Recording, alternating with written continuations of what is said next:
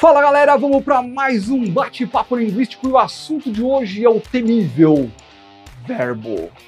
Se você ainda não fez isso, curta esse vídeo, compartilhe, mande pro seu amigo, diga para ele, deixa de ser ameba, siga o Pena Livre. Agora, se você já fez isso, pegue seu caderno, aponte o seu lápis, prepare o seu cérebro, prepare mesmo e bora estudar.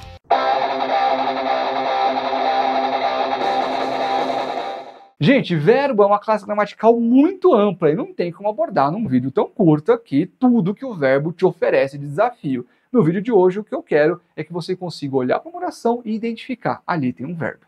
Eu vou falar um pouquinho sobre tempo verbal, mas a gente vai ter que aprofundar isso em várias outras aulas mais para frente, tá? De novo, nessa sessão Volta às Aulas, o que eu quero é que você não chegue na sua sala sem nem saber o que é um verbo quando a sua professora ou seu professor perguntar, beleza? Para que serve um verbo? Ele indica uma ação, um estado ou um fenômeno da natureza. Olha só quanta coisa, né? Então, quando eu digo assim, chove muito lá fora, esse chove indica uma ação de um fenômeno da natureza. É, portanto, um verbo. Tá? Se eu disser, eu escrevi um livro hoje, esse verbo escrever indica a ação de escrever, portanto, ele é um verbo. Tá? Agora, se eu dissesse assim, nossa, o meu aluno está muito cansado hoje. Esse está, a gente considera que indica um estado do aluno e, portanto, é verbo também. Tá? O verbo ele pode ser conjugado, ele tem um monte de classificações e eu vou citar quase todas elas aqui agora, tá bom? Primeira coisa que você precisa saber são as formas nominais do verbo. O que é uma forma nominal? É quando o verbo não está conjugado, ele não está escrito para nenhuma pessoa específica. E aí, se você não assistiu a aula de pronomes, vale a pena voltar lá e dar uma olhada nos pronomes pessoais. Eu, tu, ele, nós, vós, eles, elas, eles, ele, ela, enfim. Eu, tu, ele, nós, vós, eles e elas. Eu, tu, ele, ela, enfim. Dá uma olhada na parte de pronomes para você entender que eu digo eu jogo, ela joga, nós jogamos. Então, esses são verbos conjugados. Agora, na forma nominal, o verbo pode estar no infinitivo, que é quando ele termina em AR, ou seja, faz parte da primeira conjugação. ER faz parte da segunda conjugação, assim como OR, e IR, que é a terceira conjugação. Tá? Então, a partir do verbo no infinitivo, essa forma neutra do verbo, essa forma principal do verbo, né, a forma em que ele não se transformou em nada ainda, né, essa primeira forma genuína e primitiva dele, a gente vai chamar de forma nominal, infinitivo. Termina em AR, ER, IR ou OR. De novo, AR, primeira conjugação, ER, segunda conjugação, assim como o OR, e IR, terceira conjugação. Forma nominal do verbo, outra forma, quando ele está no gerúndio, é uma ação que está sendo praticada no momento da fala. Termina em NDO, jogando, pedindo, falando, sorrindo, compondo, tá? Tudo terminou em NDO, isso é a forma do gerúndio, também forma nominal. E a terceira forma nominal do verbo é o particípio, é uma ação já concluída. Então é quando termina em ado ou ido. Tá? Partido, jogado, comprado, pedido. Né? Então quando você percebe que isso é um verbo e não um substantivo e tem essa terminação, você diz que está na forma nominal.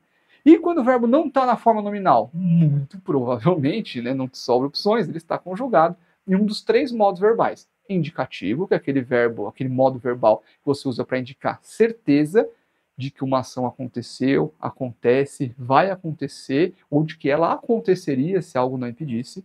Subjuntivo, que é um modo verbal que indica dúvida, se acontecesse, quando acontecer, tomara que aconteça, né? Isso é subjuntivo. Eu não tenho certeza, mas espero que aconteça. E imperativo, que é quando você dá uma ordem para alguém. Aí você tem imperativo afirmativo e imperativo negativo. Faça isso, curta o canal, compartilhe esse vídeo, né? Não faça isso. Esse não faça é negativo, tá? Eu vou falar sobre o modo indicativo, que é o mais longo. Vou traçar aqui uma linha do tempo, né? E aí você vai tentar imaginar essas ações acontecendo. Modo indicativo, você tem 6 tempos verbais. Presente, ação que acontece naquele momento. Né, ou uma ação contínua, ou uma verdade científica absoluta. Enfim, para esses casos você usa o verbo no presente. Eu jogo, é uma ação rotineira. Eu jogo, eu escrevo, a terra é redonda. Isso pode dar confusão. Enfim, né, você tem verbos ali que indicam uma certeza. Então, presente do indicativo. Uma coisa que já aconteceu é passado, a gente chama de pretérito. Só que o pretérito se divide em 3 tempos verbais. Você tem o pretérito perfeito, que é aquele que aconteceu de maneira pontual. Não vou te dizer que com certeza aconteceu uma vez, mas não era uma coisa recorrente. Pretérito perfeito, um passado pontual. O pretérito imperfeito é uma ação que já aconteceu, mas aconteceu muitas vezes. E aí a gente vai chamar de pretérito imperfeito. E tem o pretérito mais que perfeito, que é um pretérito anterior a uma outra ação que também aconteceu no passado. Então veja, se eu digo para você assim, no meu antigo emprego, eu viajava de avião. No meu antigo emprego, eu viajei de avião. Quando eu digo viajava, parece que é uma coisa que eu fazia rotineiramente no meu antigo emprego. Quando eu digo eu viajei de avião, parece que é uma coisa que eu fiz de maneira pontual no meu antigo emprego. Então, o pontual, pretérito perfeito. O frequente, pretérito imperfeito. Agora, se eu dissesse assim, hoje pela manhã eu levantara da cama e fritei um ovo. Levantara é uma ação do passado que aconteceu antes do fritei, que é outra ação do passado. Então, o pretérito mais que perfeito. O pretérito mais que perfeito também pode indicar uma ação muito, muito distante, como acontece nas histórias de contos de fadas, em algum caso, em histórias bíblicas, né? Então, você tem o pretérito mais que perfeito, tá bom? E fora esses 4 tempos que eu já citei, tem o futuro, que é aquilo que ainda vai acontecer, jogarei, falarei, explicarei, compartilharei esse vídeo, né? E você tem o futuro do pretérito. O nome é confuso, mas ele indica uma ação que com certeza iria acontecer se uma outra não impedisse. Olha, eu me sairia melhor na prova do ano passado se eu já seguisse o pena livre. Esse sairia é uma ação que indica uma certeza de algo que não aconteceu, mas que aconteceria se uma outra ação não impedisse. E aqui você tem uma breve explicação de todos os tempos verbais do modo indicativo. A gente vai falar muito sobre verbo ainda, mas era importante citar esses conceitos iniciais para você ter uma ideia do que é, afinal de contas, um verbo, toda palavra que indica ação. Então, vamos fazer um exercício rápido. Quando eu escrevo a frase, o estudante inteligente segue o pena livre, qual é o verbo? Com certeza, você não vai ter dúvida de marcar que seguir é o verbo. Todo estudante inteligente segue, do verbo seguir. Né? Segue no presente, é uma afirmação, né? Pena livre. Tá? Você tem um verbo aí. Bom, espero que tenha ficado claro esses conceitos iniciais de verbo. Vai ter muito mais vídeos sobre verbos aqui no canal. Se você estiver gostando, curta esse vídeo, compartilhe com quem você quiser.